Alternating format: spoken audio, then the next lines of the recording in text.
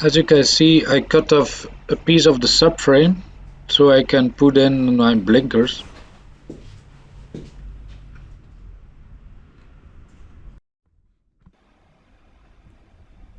So one piece over here, left side,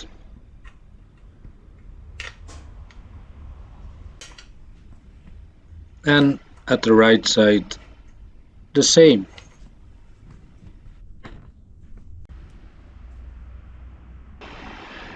This is the LED light I want to put in place.